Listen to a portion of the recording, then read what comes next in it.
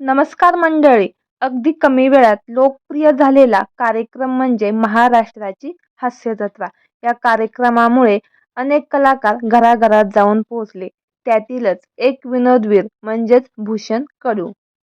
सध्या भूषण कडू या शोपासून खूप दूर आहे. त्याचं कारणही तितकंच मोठं आहे. जाणून घेऊ संपूर्ण माहिती. मराठी कला विश्वात आज असे अनेक कलाकार आहेत ज्यांनी आपल्या निखळ अभिनयामुळे प्रेक्षकांचं मनोरंजन केलं. मात्र लोकप्रियतेच्या शिखरावर असताना हे कलाकार अचानकपणे इंडस्ट्रीपासून दूर झाले. त्यातलाच एक अभिनेता म्हणजे भूषण कडू. आजवरच्या कारकिर्दीत भूषणने अनेक सिनेमा, मालिका, रिॲलिटी शोमधून प्रेक्षकांचं भरभरून मनोरंजन केलं आहे. मात्र कोरोना काळात तो इंडस्ट्रीपासून दूर गेला. इतकंच नाही तर तो सध्या काय करतो असाही प्रश्न चाहत्यांना पडला आहे.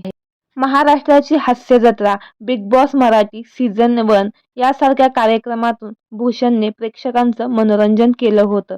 मात्र 2020 ते 21 मध्ये आलेल्या करोना महामारीच्या काळात त्याचं सगळं कुटुंब उद्ध्वस्त झालं.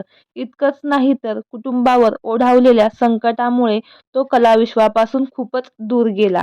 करोना काळात 29 मे 2021 रोजी भूषणची पत्नी कादंबरी हिचं कोरोनामुळे निधन झालं.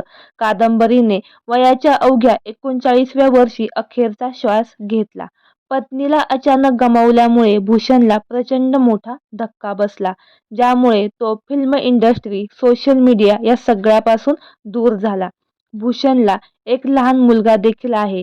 मात्र आईचं छत्र हरपल्यानंतर भूषणने त्याच्या लेकावर मायेची सावली धरली.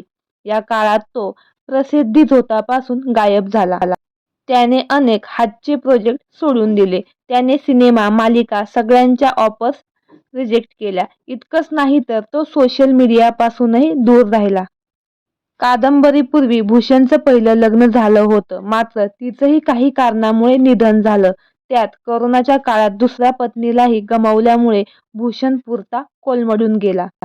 भूषणवर दुःखाचा डोंगरच कोसळला.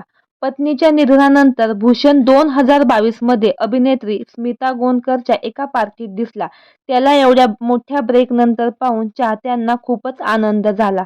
त्यानंतर तो झी मराठीवरील हे तर काहीच नाही या कार्यक्रमातही गेस्ट म्हणून सहभागी झाला होता. सध्या भूषण रुपेरी पडद्यावर वावरत नसला तरी पडद्यामागे राहून तो लेखनाची जबाबदारी सांभाळत आहे. भूषण सध्या बालनाट्याचं लेखन करताना दिसतोय.